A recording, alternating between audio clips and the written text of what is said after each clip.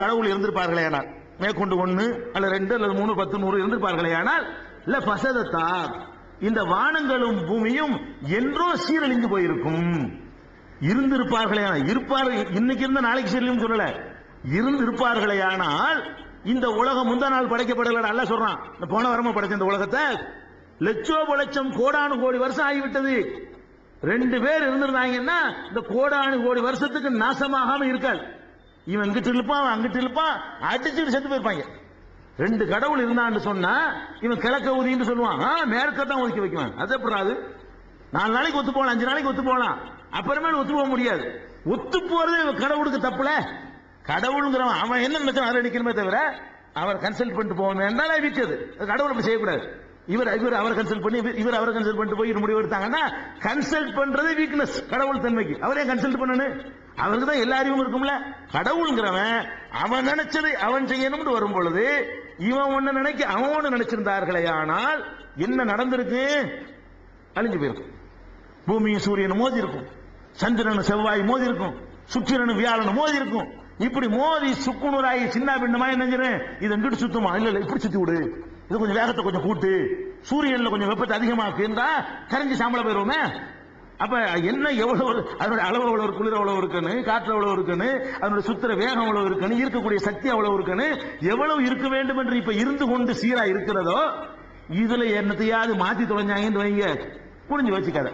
அப்ப ஒரு கடவுளுக்கு மேல உலகம் இருந்திருந்தா அழிஞ்சு நாசமாயிருக்கும். அழியுதா? ஏதாச்சும் கோளாறு ஏற்படுதா? முட்டி மோதிக்கிறதா? அது மாட்டுக்கு நூல் பிடிச்ச மாதிரி உலகம் போய்கிட்டே இருக்கிறது. எந்த அளவுக்கு நூல் பிடிச்ச மாதிரி போயிருக்கிறது? இன்னைக்கு எத்தனை மணிக்கு சூரியன் மறையும் உங்களுக்கு சொல்ல இயலும். நாளைக்கு தானே இல்ல, 3004 ஜனவரியில 5ஆம் தேதிக்கு எத்தனை மணிக்கு சூரியன் மறையும் சொல்லலாம். நம்ம இருக்கு 2004, நம்ம இன்னொரு 1000 வருஷம் தள்ளி 3004வது வருஷம் ஜனவரி மாசம் 13ஆம் தேதி சென்னையில எத்தனை மணிக்கு சூரியன் மறையும் இப்ப சொல்லலாம். ஏன் சொல்லலாங்கிறீங்க? கரெக்டா ஓட்டம் தீர்மானிக்கப்பட்டிருக்கு, அது மாற முடியாது. அந்த என்ன வேகத்துல எந்த டைரக்ஷன்ல சுத்தி கொண்டிருக்கிறதோ அதில் எந்த மாற்றமும் ஏற்படாத காரணத்தினால 1000 வருஷத்துக்கு பிந்தினதெல்லாம் சொல்ல முடியும். இன்னொரு 500 வருஷத்துக்கு பிறகு வரக்கூடிய வால் நட்சத்திரம் அதை சொல்ல முடியும். புதன்ல ஒரு கருப்பு புள்ளி ஒண்ணு வரும், அதை எல்லாரும் கண்ணாடில போய் பார்க்கலாம்னு சொன்ன பாக்குறோமா இல்லையா? அது எத்தனையோ வருஷங்களுக்கு ஒரு தடவை தான் வரும். அதை கூட எப்ப வரும்னு இன்னைக்கு உட்கார்ந்து என்ன செய்ய முடியும், சொல்ல முடியும். இப்ப செவ்வாயில போய் இறங்கி இருக்கிறாங்க, வெறும் ஆள் இல்லாத ஓடத்தை இறக்கி இருக்கிறான். செவ்வாயில அமெரிக்கா இறக்கி இருக்கிறான் நாசாவுல இருந்து. ஏன் இறக்குனா? இவனு அதுவும் ஓடிக்கொண்டிருக்கு, சுத்திக்கிட்டு இருக்கா இல்லையா? இவனும் ஓட அதுவும் ஓட எப்படி சரியா வரும்? அதனுடைய வேகம் சுழற்சி எல்லாத்தையும் என்ன பண்ணிருக்காங்க, கணிக்கிறான்னு சொன்னா கரெக்டா இருக்குன்னு அர்த்தம். அதனுடைய வேகம் எல்லாம் கரெக்டா இருக்கிறதுனாலதான் இப்ப இங்க இருந்து அனுப்பணும்னு சொன்னா இத்தனை வருஷத்துக்கு பிறகு இந்த இடத்துல போய் இத்தனை மணிக்கு அது இறங்கும் இவன் கணக்கு பண்றான். அதுக்கு தகுந்த மாதிரியான சக்திகள்லாம் உருவாக்கி அனுப்புனா பல வருடங்களுக்கு முந்தி அனுப்பப்பட்ட இந்த ஓடம் இப்ப போய் என்ன செய்யுது, அவள் பல வருடங்களுடைய தொலைவு இருக்கிறது. அவ்வளவு வருடங்களுக்கு முந்தி அனுப்பப்பட்ட ஒரு ஓடம் போய் இன்னைக்கு அங்க இறங்கி போட்டோ எடுத்து இங்க அனுப்புது. ஏன் அனுப்புது? அதுக்குன்னு ஒரு சிஸ்டமேட்டிக்கான ஒரு இயக்கம் இருக்குது, திட்டமிட்ட மாதிரி ஒரு இயக்கம். அதனால கரெக்டா அதனுடைய தூரத்தை டிஸ்டன்ஸ் கரெக்டா கண்டுபிடிக்கிறான். இன்ன வேகத்துல போனா இத்தனை நாள் அடையலான்னு கண்டுபிடிக்கிறான். அது போய் கரெக்டா போய் அதனுடைய ஈர்ப்பு சக்தியை வேற கண்டுபிடிக்கிறான். இவன் போற ஓடத்துக்கு இந்த ஈர்ப்பு சக்திக்கு மேட்ச் பத்தலன்னு வைங்க, போய் ஒத்துன்னு கூட ஒதுங்கி போயிரும்ல. இப்ப இதுக்கு போட்டா உடஞ்சு போயிரும்ல, ஈர்ப்பு சக்தி கூட இருக்கா இல்லையா? அப்ப எல்லாத்தையும் கணக்கு பண்ணி அதுக்கு தகுந்தவாறு அந்த மெட்டீரியலை உருவாக்கி அனுப்பும் பொழுது மனுஷனுக்கு வெற்றி கிடைக்குது. போய் பொருளை இறக்கி காட்டி போடுறான், கண்ணால படம் எடுத்து காட்டுறான். கல்லு மண்ணு தான் இருக்கிறது, ஆனாலும் காட்டுறான்ல, கொஞ்சம் காட்டுறானா இல்லையா? அப்ப இதெல்லாம் எதுக்கு சொல்றோம்னு கேட்டா, ஒருத்தன் இருந்து ஒரு ப்ரோக்ராம் பண்றவன் செஞ்சாதான் இப்படிலாம் இருக்கு. 2-3 ப்ரோக்ராம் பண்ணி இருந்தானுவ அவனுக்கு ஆளுக்கு ஒரு மாதிரியா பண்ணி முதல்ல 2க்கு நெட்வொர்க்கே இருக்காதங்க. இப்ப நானே இது எல்லாத்தையும் தயார் பண்ணேன்னு சொன்னா நெட்வொர்க்ல நானே கரெக்டா இதை இணைச்சிருவேன். ஒரு 10 கம்ப்யூட்டர் இருக்கு, நானே இணைச்சிருவேன். அவன் தனித்தனியா, ஒருத்தவன் செவ்வாயை ஒருத்தன் தனியா படிச்சான், சுக்கிரனை ஒருத்தன் தனியா படிச்சான், வியாழன் ஒருத்தன் தனியா படிச்சான்னு சொன்னா இது 3 எப்படி நெட்வொர்க்ல இணைக்கிறது? அது தனியா ஒரு மசோரா பண்ணணுமா இல்லையா? அது நடக்கிற காரியம் கிடையாது. இதெல்லாம் பார்க்கும்போது எல்லாம் ஒருத்தன் கமாண்ட் தான். ஒருத்தன் உட்கார்ந்து ஆர்டர் பண்ணிட்டு இருக்கான், அவன் பாட்டு ஆகுங்க ஆகிருது. அவனுடைய டைரக்ஷன், அவனுடைய தீர்மானத்தை, அதனாலதான் எல்லாமே கரெக்டாக இயங்கி கொண்டிருக்கிறது. அப்ப இந்த உலகம் சீரா இயங்குறத கண்ணால பாக்குறோம். சீரழிஞ்சு போகல. மனுஷன் இந்த சீரழிவு ஏற்பட்டிருக்கு. கொலை கொள்ள வெட்டு குத்துங்கிற அந்த ஒழுக்க பண்பாட்டில் சீரழிவு ஏற்பட்டிருக்கே தவிர இயக்கத்தில் சீரழிவு வந்திருக்குதா? சூரியன் அல்லாவுடைய சொல்ல கேட்காம தாறுமாற ஏற்குமாற சுத்துதா? பூமி 1000 மைல் வேகத்துக்கு பதிலா 2000 மைல் வேகத்தில் சுத்தினா தூக்கி உங்களை கடைசி எரிஞ்சிராதா? அது அதனுடைய வேகத்தை தாண்டாம சுத்தி கொண்டிருக்கிறது. இதெல்லாம் சீரழியல, கரெக்டா அந்த சிஸ்டமேட்டிக்கா போய் கொண்டிருக்கிறது. அப்ப அல்லாஹ் தான் எடுத்து காட்டுறான். ஏன்டா ரெண்டுங்கிறீங்கள? ரெண்டு இருந்தா இப்படி இருக்குமாடா உலகம்? குலத்துக்கு ஒரு கடவுளுங்கிறீங்க, தெருவுக்கு ஒரு கடவுளுங்கிறீங்க, மொழிக்கு ஒரு கடவுளுங்கிறீங்க, நாட்டுக்கு ஒரு கடவுளுங்கிறீங்க, ஆக்கிறதுக்கு ஒரு கடவுளுங்கிறீங்க, காக்கிறதுக்கு ஒரு கடவுளுங்கிறீங்க, அழிக்கிறது ஒரு கடவுளுங்கிறீங்க, ஒவ்வொரு இலாக்காவுக்கும் ஒவ்வொரு கடவுளுங்கிறீங்க, நாட்டுக்கு நீங்க கடவுளை பிரிச்சு வச்சுக்கிட்டீங்க. ஒவ்வொரு செக்ஷனுக்கு ஒரு கடவுள், கையை வரட்டுறதுக்கு ஒரு கடவுள், நோயை வரட்டுறதுக்கு ஒரு கடவுள், காசை தர்றதுக்கு ஒரு கடவுள், கல்விக்கு ஒரு கடவுள், கர்மாதிக்கு ஒரு கடவுள்னு சொல்லி இப்படி கடவுளை தாறுமாறா கூறு போட்டு வச்சிருக்கீங்களப்பா. இதெல்லாம் இருக்க முடியுமா? இருந்தா ஒரு சீரா இயங்க முடியுமா? இவ்வளவு அழகா ஒழுங்கா போயிட்டு இருக்கு. இப்படிப்பட்ட உலகத்தை பார்த்துட்டா நம்ம சொல்லலாம். ஒரே ஒரு கரெக்டான திறமையான ஒழுங்கான ஒரே ஒருத்தனுடைய நிர்வாகத்தில் ஒரு பள்ளிக்கூடம் இயங்குறது. ஒரு பள்ளிக்கூடத்தில் நான் முதல்வரா இருக்கிறேன். 25 வாத்தியார் இருக்கிறாங்க, ஒரு 300 மாணவர்கள் படிக்கிறாங்க. எல்லாம் நான் கரெக்டான ஆளாவும் இருக்கணும். நான் மூளை உள்ள ஆளாவும் இருந்து கரெக்டா உள்ள ஆளா இருந்து எல்லாம் சிஸ்டமேட்டிக்கா செய்யற ஆளா தான் வைங்களேன்.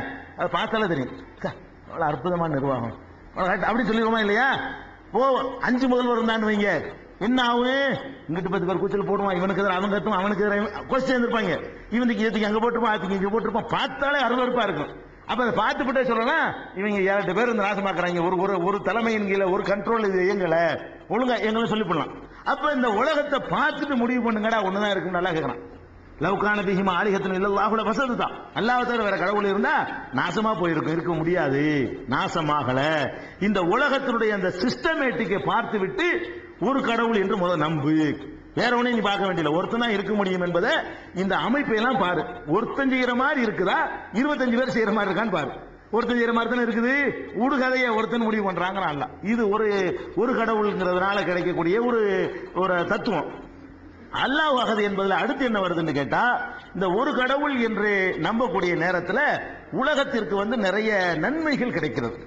நிறைய கடவுள் நம்பும் போது, இப்ப நான் ஒரு கடவுள் நினைக்குவேன், நீங்க ஒரு கடவுள் நினைப்பீங்க. ஆளுக்கு ஒரு கடவுள் நினைக்கும் பொழுது நம்ம பிரிஞ்சிடறோம். இது ஏன் கடவுள், இது உன் கடவுள்னு பிரிக்கக்கூடிய நேரத்தில் கடவுள் மட்டும் பிரிய மாட்டேங்கிறாரு, நம்மளே பிரிஞ்சிடறோம்.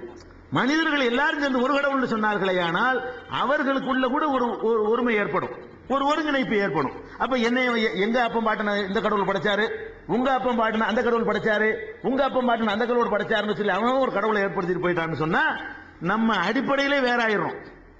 ஒன்னைய படைச்சு நீ வேற அப்பன்ல இருந்து வந்தாலும் நான் வேற அப்பன்டா, நம்ம எப்படி ரெண்டு ஒன்னாக முடியும், நம்ம எப்படி சமமாக முடியும்? என்னைய படைச்ச கடவுள் வேற, நாங்க வேற கோத்திரத்தில் வந்திருக்கிறோம். ஒன்னைய படைச்ச கடவுள் வேறன்னு சொன்னோம்னு சொன்னா நமக்குள்ள தீண்டாம மற்ற எல்லாமே வந்துடும்.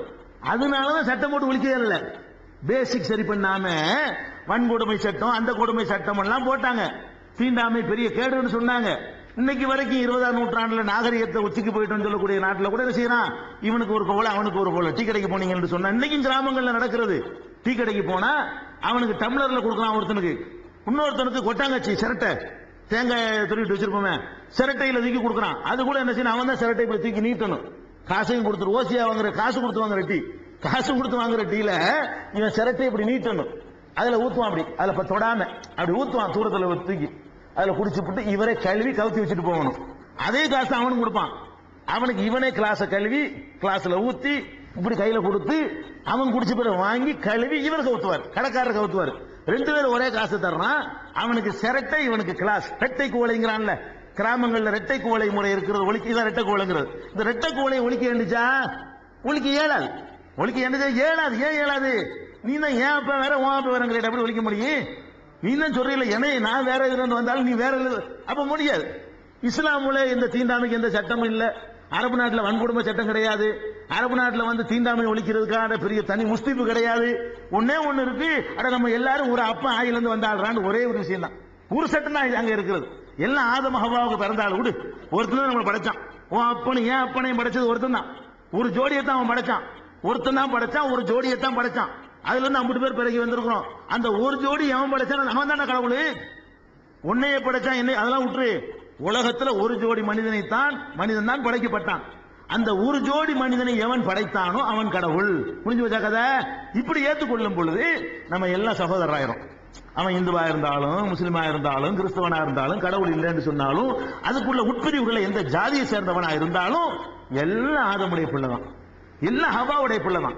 அவர்கள் மீது நம்ம அன்பு செலுத்தணும், அவர்களுக்கு புரிய அறியாமல் இருந்த விளக்கணுங்கிற எண்ணம் வந்துருமே தவிர நீ பிறப்புல வேற நான் வேற நீ வேற இந்த இதெல்லாம் அடிபட்டு போயிடும். கொள்கையை புரிஞ்சுக்கிறதுல வேறுபட்டு இருக்கிறோம், சரியான பள்ளி எது சரியான பாதையை தேர்ந்தெடுப்பதில் வேறுபட்டு இருக்குமே தவிர பிறப்புல நம்ம எல்லாம் அண்ணன் தம்பி தான் இப்படிங்கிற ஒரு சகோதரத்துவம் கிடைக்கும் சொன்னா இந்த குல் ஹுவல்லாஹு அஹது இந்தியாவுடைய சட்டமா போனால் வன்கொடுமை சட்டம் தீண்டாமை சட்டம் எல்லாம் தேவை கிடையாது. குல் ஹுவல்லாஹு அஹது சட்டமாகணும். ஒருத்தன் தான் கடவுள் இருக்க முடியும் டிக்ளேர் பண்ண சொல்லுங்க பார்ப்போம். தீண்டாமை இருக்குமா? நம்ம எல்லாரும் ஒரு கடவுள்னா ஒருத்தன ஒரு தாய் எந்தக்கு பிறந்த முடியாது, எல்லாம் ஒரு அப்பன் ஒரு ஆத்தாவுக்கு பிறந்தாவுக்கு அம்பிட்டு பேரு அப்படிங்கிற ஒரு சித்தாந்தம் வருவதாக இருந்தால் நம்ம எல்லாரையும் படைச்ச ஒரே ஒருத்தன் தான் இருக்கிறான் என்ற அந்த கொள்கைக்கு வரணும். இதனாலையும் ஒரு நன்மை நமக்கு ஏற்படுகிறது. அல்லாஹு ஹுவல்லாஹு அஹது என்ற சித்தாந்தத்தை உலகம் ஏத்துக்கிற காரணத்தினால் நமக்குள்ள இன்னைக்கு சகோதரத்துவம் நிலவுதா இல்லையா? கண்கூடா இஸ்லாத்தை ஒழுங்கா கடைப்பிடிக்காட்டா கூட சகோதரத்துவம் கடைப்பிடிக்கிறோமா இல்லையா? ஆச்சரியமா இருப்பாங்க. நம்ம எப்படி பர்ஃபெக்டான இல்லை இன்னைக்கு இல்லையா முஸ்லீம். இன்னைக்கு இந்தியாவில் வாழக்கூடிய முஸ்லீம் எடுத்துக்கொண்டு பார்த்தோமையானால், தமிழகத்து முஸ்லீம் எடுத்து பார்த்தோமையானால் 99% மக்கள் பர்ஃபெக்ட் முஸ்லீமா வாழல. அந்த பர்ஃபெக்டா வாழாதவன் கூட இதுல இதை மட்டும் கரெக்டா வழங்கி வச்சுக்கனால சகோதரத்துவத்தை கடைபிடிக்கிறான். 100% வாழ்ந்தாண்டு வைங்க, ஒரு வாரத்தில் எல்லாம் முஸ்லீம் ஆயிடுவான். நம்மளை பார்த்துவிட்டு நம்மள்கிட்ட எந்தவித நல்ல அம்சமும் இல்லை, ஆனால் இதை மட்டும் மிச்சமா இருக்குது. எது? சகோதரத்துவம். ஒரு தட்டில் சாப்பிடுறது, முத வந்தான் அவன் தான் முதல்ல, பிந்தி வந்தவன் பிந்தி, இந்த மாதிரியான சில பண்புகள் மிச்சமா இருக்கு. அதுக்கெல்லாம் காரணம் என்னன்னு கேட்டா இந்த குல் ஹுவல்லாஹு அஹது என்பது நம்மளை அறியாம நம்ம இதயத்துல விதைத்திருக்கிற அந்த தத்துவம் தான் காரணம். அல்லாஹ் தான் ஒருத்தன் தான் நம்ம எல்லாரையும் படைச்சான், நம்ம எல்லாரும் அடிமை. அப்ப எல்லாரும் அடிமை, அவன் எஜமான் என்ற உணர்வு வரும்போது அந்த அடிமையில் வேலைக்காரன் என்ன, அது கழுத விட்டையில முன் விட்டு என்ன பின் விட்டு என்னன்னு சொல்லுவாங்க. கழுத விட்ட இருக்குது, கழுத விட்ட தான் இது 10 நிமிஷத்துக்கு முந்தி வந்த விட்ட, இது 15 நிமிஷத்துக்கு பிந்தி வந்த விட்ட. அதனால இப்ப என்னென்ன 10 நிமிஷத்துக்கு முந்தி வந்த விட்டையா இருந்தா என்ன, பிந்தி வந்த விட்டையா இருந்தா என்ன, கழுத விட்டையுடைய மதிப்பு கழுத விட்டு தானுங்க. அப்படி எடுத்துருப்போம்ல நம்ம. அந்த மாதிரி நம்ம எடுத்து நம்ம என்ன செய்வோம், அவன் எஜமான் நம்ம அடிமை. அடிமைன்னா என்ன, ஒருத்தன் வெள்ளை அடிமை ஒருத்தன் கருப்பு அடிமை. விட்டையில கூட திங்கிற உணவுக்கு தகுந்த மாதிரி விட்ட கலர் இருக்கு. அன்னைக்கு கழுதை என்ன சாப்பிடுச்சு அதுக்கு தகுந்த மாதிரி கலர் வரும். அதனால அது வசதின்னு ஆயிருமா? கழுதை விட்டு கழுதை வெள்ளையா இருந்தாலும் கழுதை விட்டுதான், மஞ்சளா இருந்தாலும் கழுதை விட்டுதான், டார்க்கா இருந்தாலும் கழுதை விட்டுதான், கொஞ்சம் லூஸா இருந்தாலும் அது கழுதை விட்டுதான். கழுதை விட்டு தானே பழமொழி தான் சொல்லுவாங்க கிராமத்துல. கழுதை விட்டையில முன் விட்டை என்ன பின் விட்டை என்னன்னு. அதான் மனுஷன்ல என்னடா